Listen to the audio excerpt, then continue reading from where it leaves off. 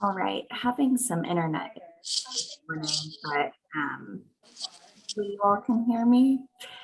Good morning, everyone. I'm Brittany Applegate. I'm with the Iowa After School Alliance, taking Crystal's spot until we find her replacement. So thank you all for your patience. And thank you all for joining today on this cold, snowy Friday. As I said, if you were able to join a little early, please go ahead and put your name and your site or school name into the chat as well for attendance purposes. We want to make sure that you all get accounted for and get credit for being here today. I'm going to go ahead and pull up the agenda.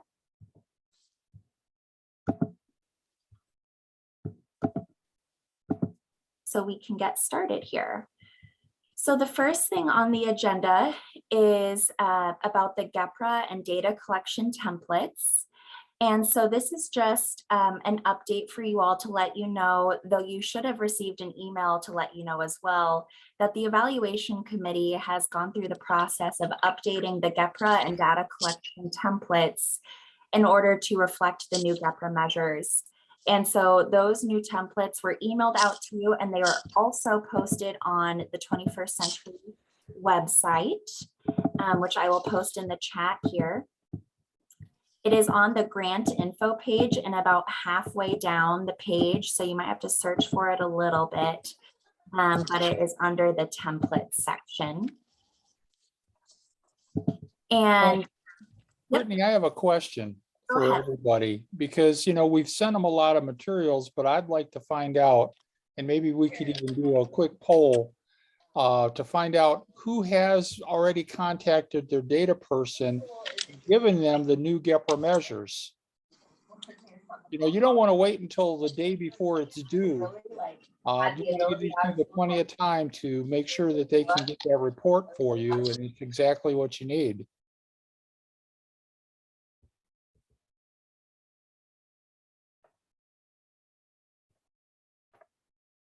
Because I really don't have any data on, who has already made those connections and updated their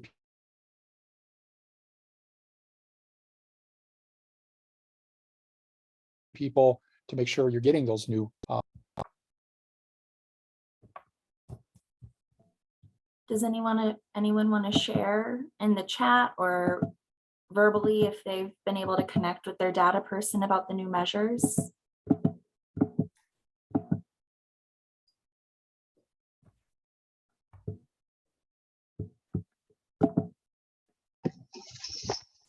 St. Mark, Caitlin has shared in the chat, Vic, that they have met and shared the new GEPRA measures, and there are no concerns so far.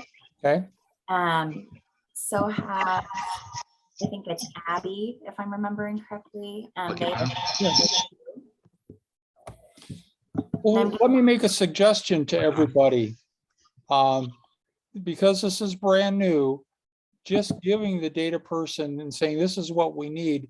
Why don't we request a sample report? So let them actually go into the system and generate a sample report for you, so to make sure that there aren't any unforeseen glitches.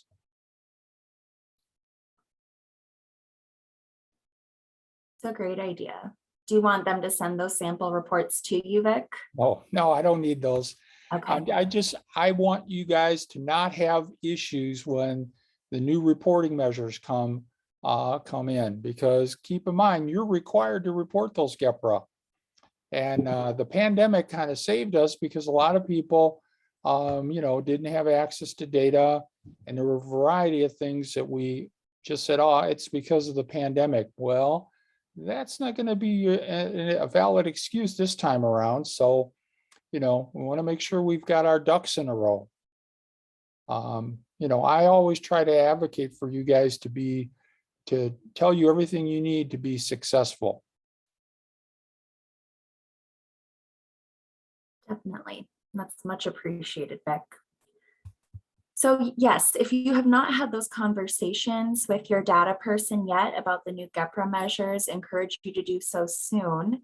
And also, as Vic said, encourage them to start running test reports to make sure they're familiar and comfortable in the system before it comes time to actually start filing reports. Caitlin, I don't want to put you on the spot, but do you have anything to share about the templates at all or data collection, and as the chair of the evaluation committee? Nothing particular comes to mind, other than, there's multiple versions, just as a heads up, because we know the makeup of the grantees are different, whether you have a summer program, before and after school program, and a combination of both within your cohorts of grants. So hopefully that's not too confusing when you have received multiple. It's just kind of pick one for whatever your grant makeup is. And then I will always be available if using any of the tabs within the spreadsheet. You can always shoot me an email if you're needing some troubleshooting or a tutorial how to or something like that. Thanks, Caitlin. That's really helpful. And thanks for pointing out that there are different templates for summer or school year, depending on what your needs are. And finally, thanks to Caitlin too for her leadership on the evaluation committee and getting those templates ready. It's a big help for the network and a great resource. And also a reminder for everyone that those are not required. That is not a requirement that you use them. It's just a tool for you. So if you have another way to collect your data that works for you, feel free to do that. This is just a way to help you. Yeah, and I'd like to give a big shout out to everyone on the evaluation committee, because they really work hard all year round on all the connections with evaluation. And they've been doing a fantastic job doing the templates. And they're also going to be working on the survey for student engagement, which is the only thing we're not going to be able to get from your data person. They're going to do 4 reports for you, but there's that 5th GEPRA measure that's on us. And that we'll do that via survey. Great. So is that the agenda item number 3, Vic, the survey Yeah. for student engagement? Nice to meet you. There you go. Perfect segue. So yeah, this is a measure we have to start tracking. Vic, do you have any guidance on how we do that, or? Well, we can kind of look at the previous survey that measured, but it had maybe too many questions. I don't think we need to have, it can be very simple, to measure it. And I think that's a perfect thing for the evaluation committee to discuss. However, one thing that's different this time is we're going to open this survey up to staff, people who are working with the kids. We're going to, define those as a teacher in the program, because we don't want to just have a classroom teacher who may not even know what's going on in the after-school program, being the only ones that can do this. And sometimes a kid may not do their best in the classroom, and then they shine when they get in the after-school program. That's what we want to capture, because it's amazing the transformation when some of the kids that, during the day, they get in the after school, boy, they really, they start improving and making friends, their behavior improves, then they start to improve their academics. And that's what we want to capture. And this is Caitlin. My internet is kind of going in and out as well in different side of the state, but I wanted to say that the evaluation committee has kind of drafted one, and if that hasn't been shared out network wide, I'll connect with Brittany to make sure that it is, because we have done some work on that already. Wonderful. See, I said how hardworking the evaluation committee is, and if you've got somebody on your evaluation committee, make sure you give them a nice recognition at the local level, because they really do a lot for the program. And we're fortunate to have it. And every time I share out things the evaluation committee has done, at federal meetings, everybody's just, oohing and on and saying, oh, can we use that too? And of course, we do share. So again, thank you.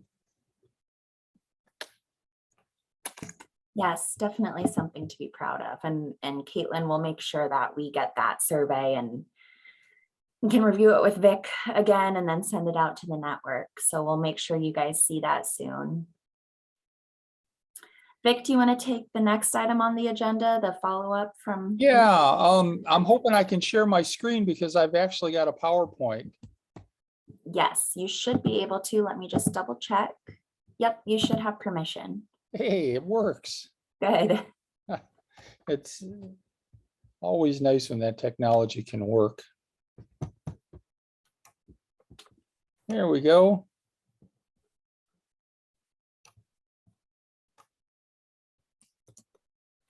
So one of the things that we talked about at the meeting in January was about evaluation, and the feds provided us an overview of evaluation. And guess who was way ahead of the pack on evaluation? Little old Iowa. Well, and it's not that we have a big secret. It's just that I talked to the feds and asked them what we need to do. That always helps. So here's a little overview. Evaluations should be systematic, planned. They should be on your calendar and allow for different trends tied to long and short-term measures. And ours, we also take into consideration anecdotal data, which is success stories about children. And finally, recommendations for action. And your local evaluator should provide that for you in the template. And then the connection between assessment and evaluation. So, we have state assessment, although during the pandemic, it wasn't available. So what we did was we said, okay, you can use grades. If they have a passing grade, you can use that as a tool to provide evidence that the children are making progress. So we've been pretty flexible. And,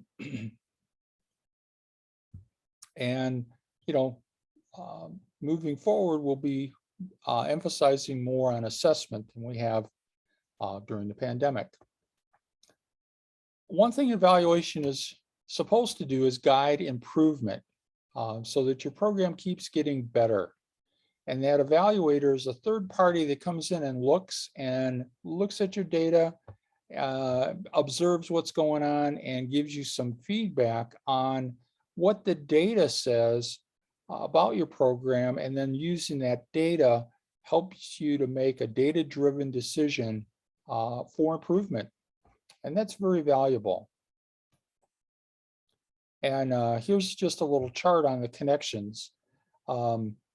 We started from the beginning connecting local evaluations to our state evaluation. So that's what's made ours, rise above the pack. And when you look at our state evaluation in there, you'll see the grantees and a write-up with data about every one of our programs. And that's, very notable. And there are some citations in here from the ESSA.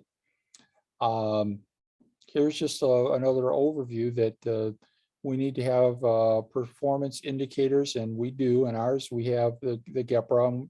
We also have local measures.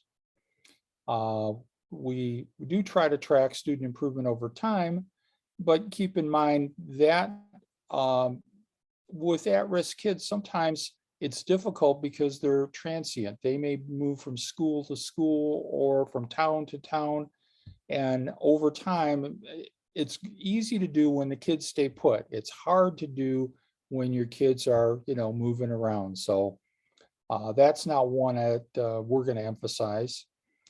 But other things that are important is the state assessment results and other indicators you may have that the kids are making improvement. That's the big thing we're looking for, is How are we helping those kids to improve? If you're doing a high school program, you might talk about careers, internships, apprenticeships, and then talk about the data, how it's collected. And, we require that you post your local evaluation on your website. Now, this is why we read your local evaluations. Right here in the ESSA, the state agency will evaluate the effectiveness of programs and activities that include a description of performance indicators and measures. And we look at those evaluations. And some of you have been getting emails from Ron and Rusty, our state evaluators, asking you about data, clarifying something that was in your local evaluation. Maybe there was, a question about percentages maybe didn't add up. That's what we do when we're trying to clean the data before it goes into the state evaluation. There's a process where we double check to make sure that data is accurate. And then we repost these evaluations to the public, and this is the ESSA citation for public dissemination of the evaluation of the programs and activities carried out. So another thing that your evaluation should be working with is the measures of effectiveness. And those measures help us to determine whether the program is meeting the criteria for high quality. And it's based on an established set of performance measures, and we'll get to that in a little bit. But keep in mind that this has changed because these measures of effectiveness used to be the principles of effectiveness. And a principle doesn't mean you can measure it. So they made that change in ESSA, and they're looking at more concrete things that they can say, aha, this program is making a difference and we can prove it with data. And that's a good thing. Okay, here are our 4 basic Iowa performance measures. Number 1 is attendance.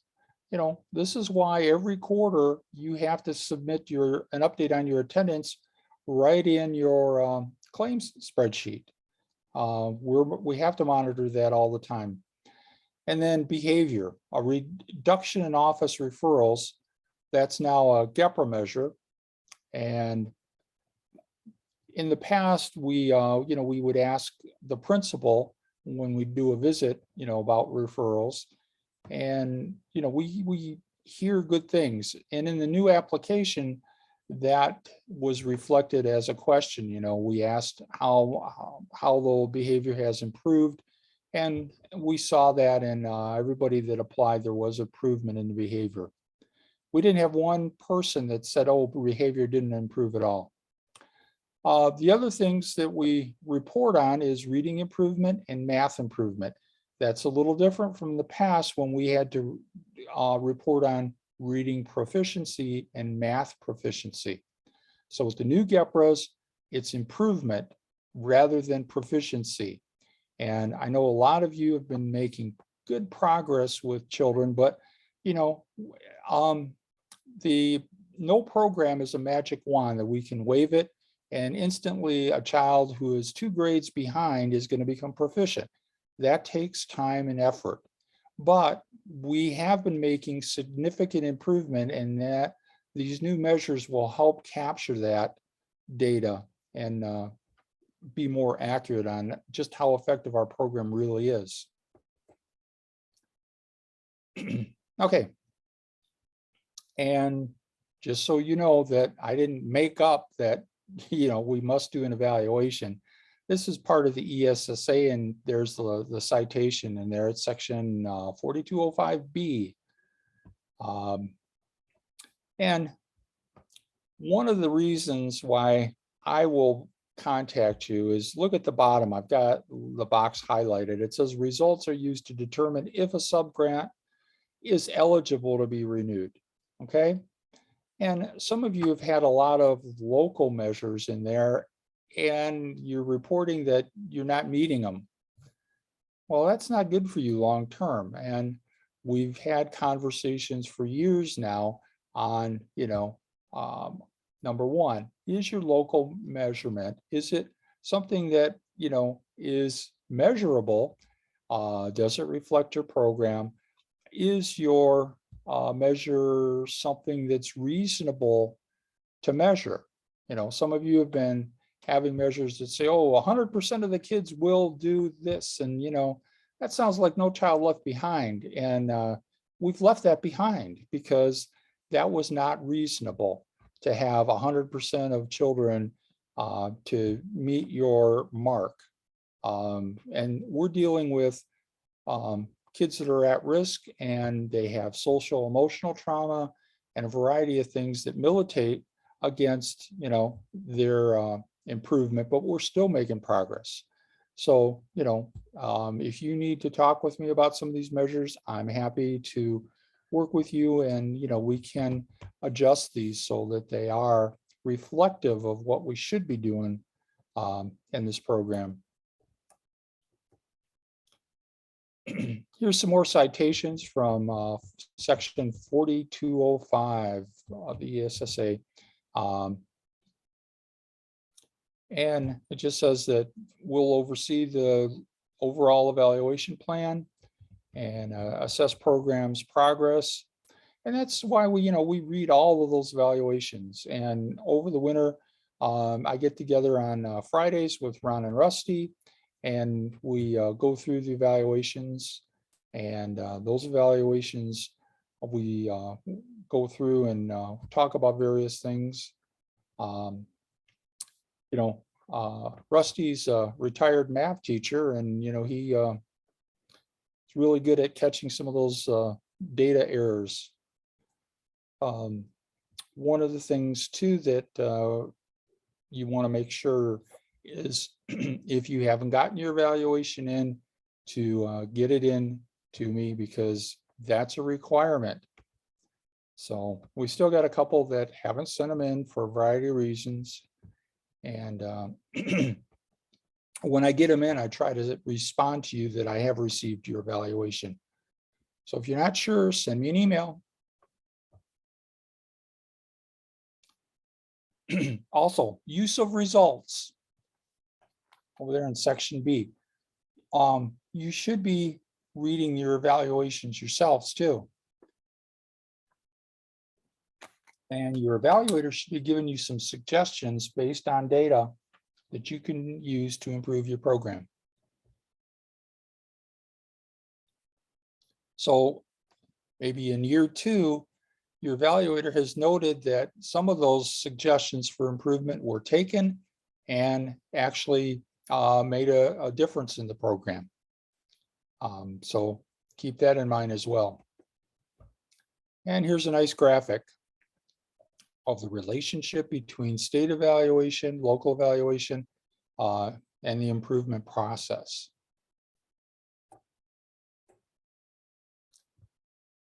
Here's what to look for in a quality evaluation. Evidence of it being planned and systematic. Evidence of engagement with stakeholders. And we have that section about anecdotal data where your parents who are stakeholders, we ask you to get some success stories about their kids. Evidence of measurement and evidence of recommendations, evidence that you're applying those recommendations, connection to the state level, and like I said, we already are doing that, and connection to effectiveness measures, and the use of evidence that we are making those improvements. And we're in a pretty good place here. Some states, what they do is they hire these big national companies, and that's all they get is some summary data. And you can't tell what the locals are even doing. They don't even list the local programs in there. And so the feds have been telling all those states that, hey, your evaluation isn't what we want. Here are some evaluation support documents. We have that form that we make available for you. We also have annual training for the local evaluators. And if I were you, I would include in your evaluation contract that your local evaluator attend it. It doesn't cost anything. And they get updates on, what we're looking for in evaluation. And, I would tell my local evaluator, yeah, you must attend this training and you must provide evidence to me that you attended. And that'll help with some of the misunderstandings that we get. These are all clickable links, and I can send this to Brittany and she can distribute it to you guys, after the meeting. Now, anybody have any questions?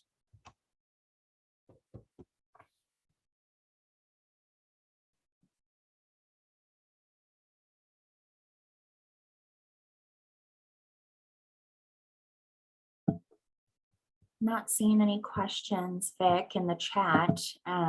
But yes, as Vic said, we will certainly get this distributed out to you with the recording of the meeting today. And then as you're able to click through and click on those links, if you have questions for Vic, he's always available for those questions. All right, let's see. I'm going to pull back up the agenda, but while I do that, if there are questions, please feel free to chime in. The next item on the agenda is returning to normal with partnerships. And I think, Vic, you have a little bit of an analogy for this one. Yeah. Okay. So, during the pandemic, I could not see my grandchildren. And it was like 18 months that, I was not able to go and visit and, get the hugs and the kisses and, but I didn't wash my hands with them and say, oh, I no longer have grandchildren. I still connected with them. Okay. And there's a variety of ways. I could send them a text message, actually, only the two littlest ones don't have phones. 4 of the 6 grandkids have a phone and I can text them. I can call them on the phone directly. And, it doesn't cost me anything for long distance. With these cell phones, that's a wonderful thing. I've done video chats with them, at the holidays so that, we still had some time on the holidays together. Here's one that's really old school. Remember when we used to write with a pen and paper and fold up the paper and put it in an envelope and put a stamp on it and mail it to someone? It's called a letter. Well, and maybe you want to, you can, send a package or something, but those are all ways of communicating. And just because, we had the pandemic doesn't mean that these community partners are washing their hands of the school. Of course, there might be a case here and there where a restaurant went out of business that maybe provided you some food. But for the most part, these community partners, they were sitting there waiting in limbo. Even if the school said that, well, these partners can't come in because, there's a risk, you can still send them an email and say, listen, this is a pandemic and we still want, as soon as this is over, we want to reconnect with you guys. And is there any way that maybe we can connect without you coming into the school like you used to? Look for ways that are out of the box and at least, call these people, email them, text them, keep that communication going, because that's going to make your program better for kids. Some of the programs, they may not have a lot of money to give you, but they give you of their time and their expertise, and they make the program better for kids and get them excited and engaged with learning. And that's invaluable. And a lot of these partners don't charge you a dime for that. So let's think about reconnecting with our partners. You know, we went down about 200 partners over the pandemic. And, you know, these partners didn't just disappear from Iowa. They're still out there. So, you know, make an extra effort. You know, maybe if you've got this extra money, maybe you want to have give people an assignment to reconnect and pay them some extra hours to bolster those community connections, because that's one of the things that it's really powerful for you and your communities over time. Any questions?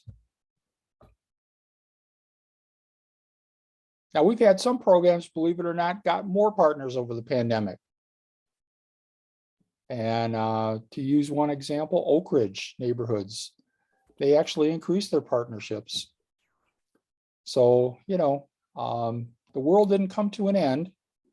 It just, you know, got twisted around and sideways for a little bit, but we're coming out of it now, and we need to think about moving forward and doing the best we can for the kids. I wonder if anyone has examples that they want to share about ways they've reconnected with partners or stayed in touch with partners, even if programming has looked a little different. That's a great idea. Yeah.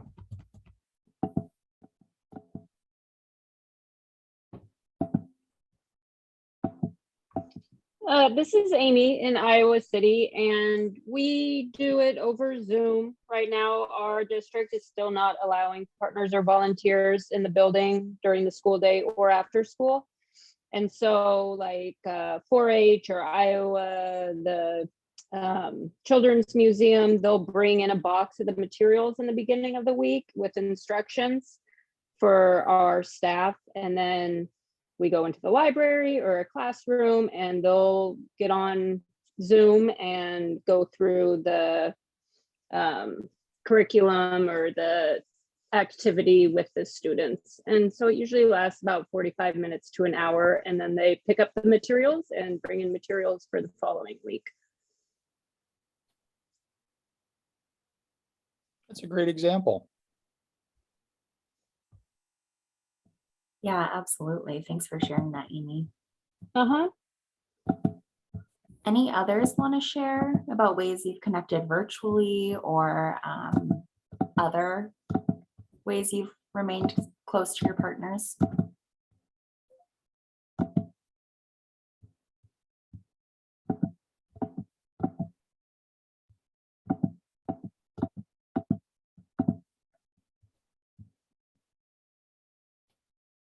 Well, no problem, but if you all ever need ideas or advice or guidance on how to re-engage or reconnect with your partners, feel free to reach out to Vic or myself, and we'd be happy to brainstorm with you.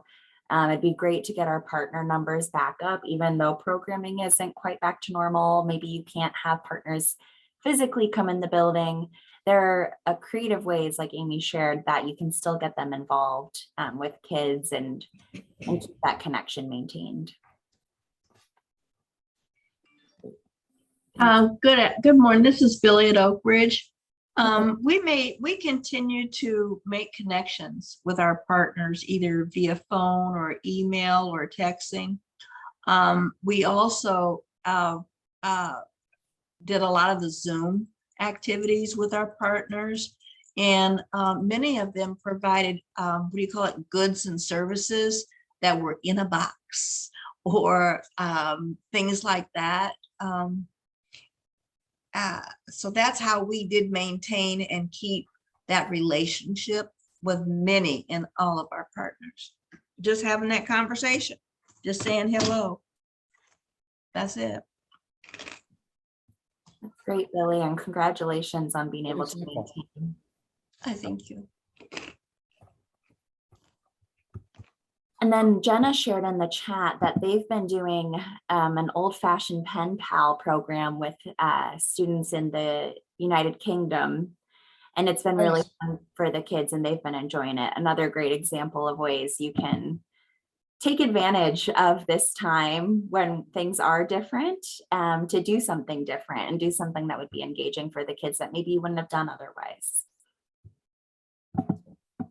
Great. Well, thanks everyone for sharing. And again, we're here if you need help brainstorming on this piece. And let me just say that, the host school may be able to stop your community partner from coming in person and working with the kids, but they can't stop your community partner from donating money or goods. So that's another thing to think about. And, every day I get a phone call from somebody wanting to sell me a car warranty. And they wouldn't do it every day if people weren't buying those warranties.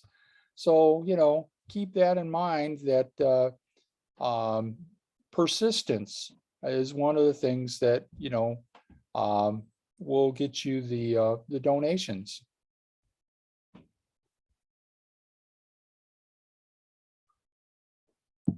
Excellent point, Vic. Great. Well, the last formal item we have on the agenda, let's see. Billy also put, we continued to make connections with our partners via phone, texting, and they provided Zoom activities and trainings with staff and students. Perfect. Yeah, that works great. So the last formal item we have on the agenda before we open it up to questions and answers is for our next best practice webinar. We're hoping to get some examples from the field of ways that you all are trying to bridge the achievement gap after the pandemic or during the pandemic. So we know that lots of students, especially the students that we serve in 21st century, the at-risk kids, have had achievement gaps before the pandemic that have grown during this time of COVID-19. And we are curious to hear about strategies that you all are undertaking in order to bridge that achievement gap and to lessen it through your out of school time programs because of this pandemic. We know that, reading scores, social emotional learning, things like that have decreased during this time. And we know after school and summer are great ways to get kids back on track in addition to what they're doing during the school day. So just wanted to open it up to see if anybody has had ideas that you could touch on briefly that we could follow up with you more on for doing this best practice webinar next month.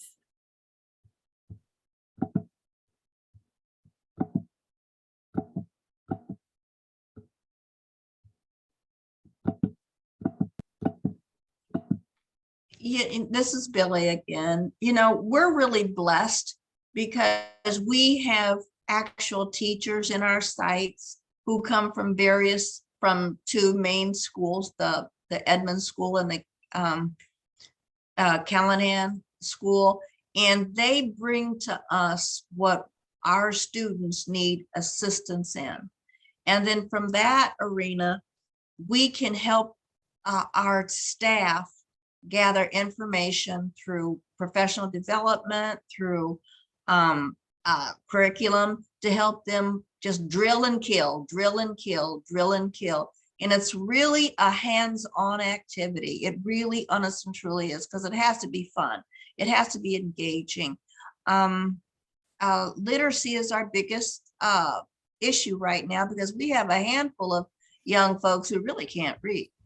And we have what we call reading buddies that are from the social emotional learning program who comes in and works with students one-on-one, just reading stories to them, engaging, talking about their sight words and things like that. So if I can answer that question, it's just drill and kill, drill, drill, drill. And I'm gonna hush up because I have a whole lot to say. Great feedback, Billy. Thanks for sharing that. And, I think even if you don't have certified teachers in your programs, you can still talk to the teachers at the schools that you're working with and see what Yes. they're noticing, and I'll try to align, like Billy said, your professional development or your activities to meet those needs. So even if you don't have them actually in your program, that communication is still so important. Other folks want to share on this topic? It's a big one, that's for sure.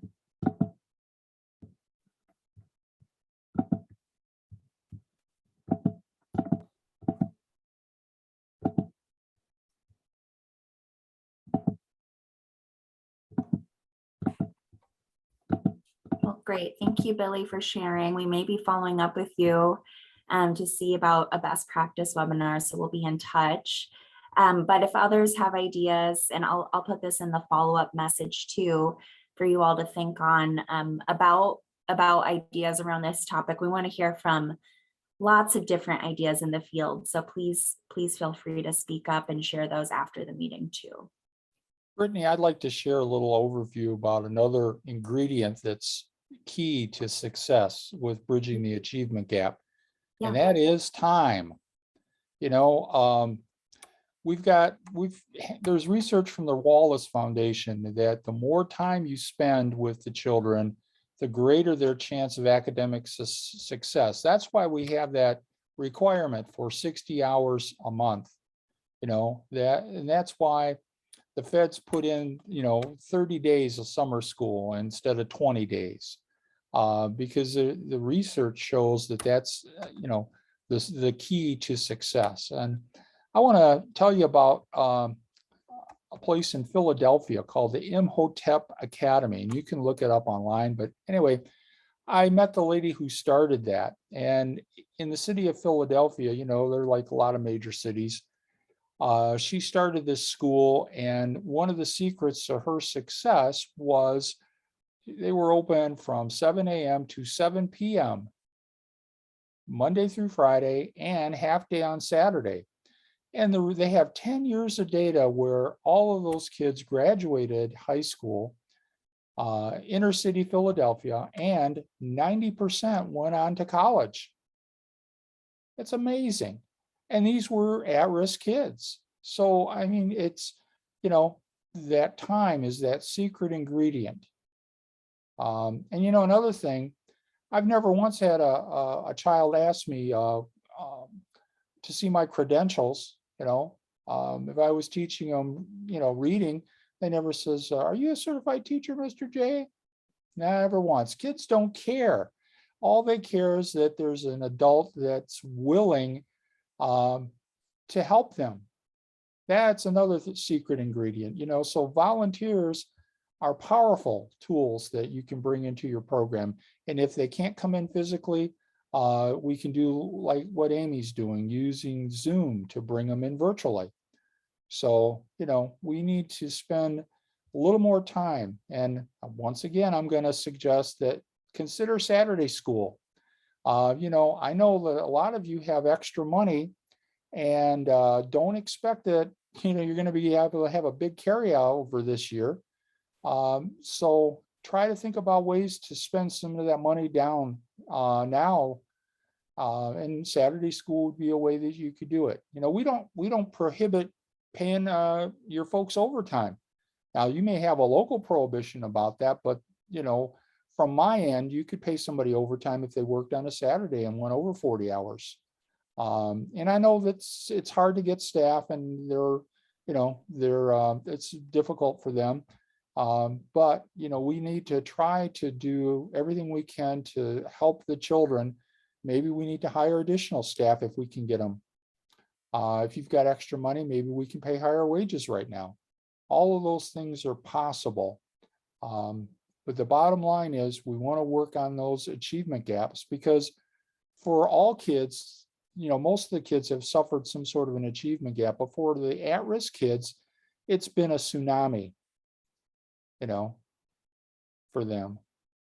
So try to do everything possible. And if you want to, get with me and strategize some stuff, I'm always available for you.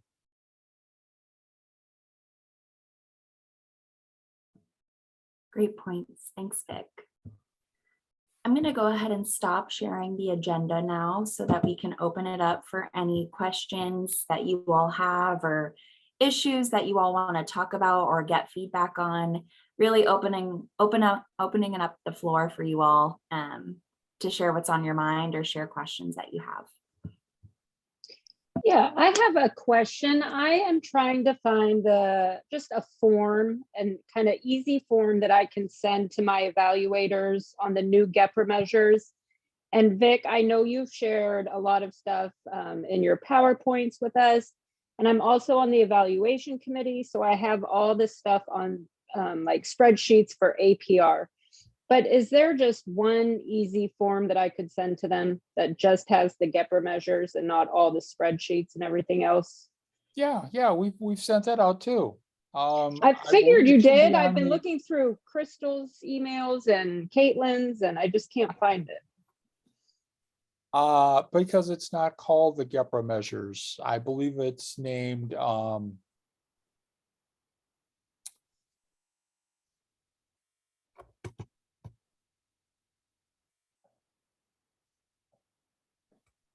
yeah, I didn't name it GEPRA measures. I named it something about, the data, sharing, FERPA.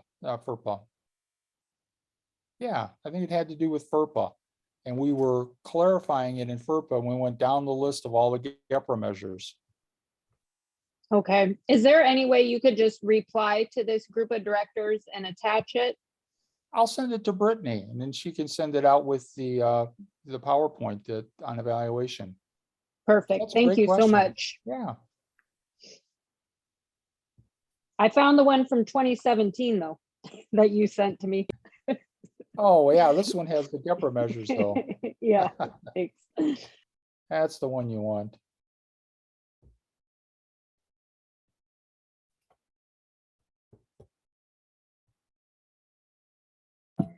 Thanks for chiming in, Amy, with that question. Do others have questions?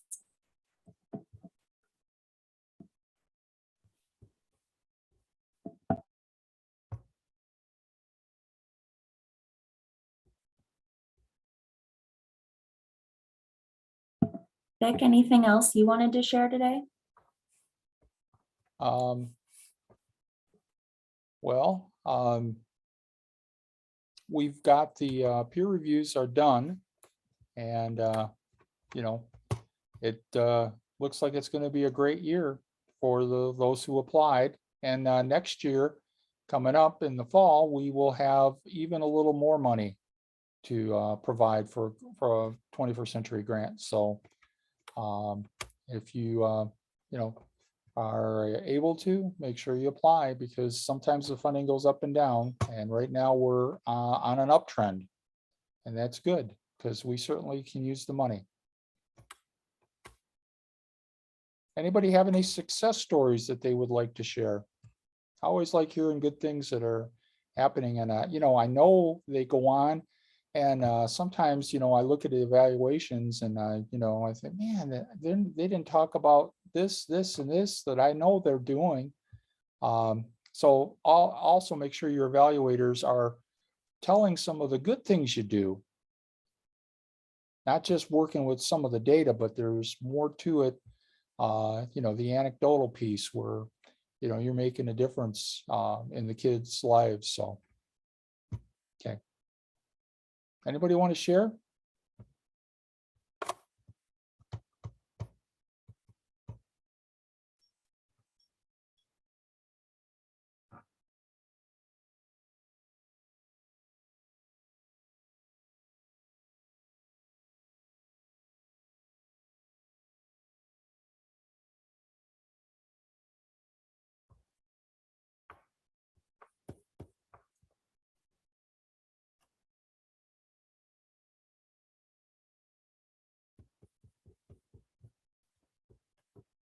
Well, that's okay.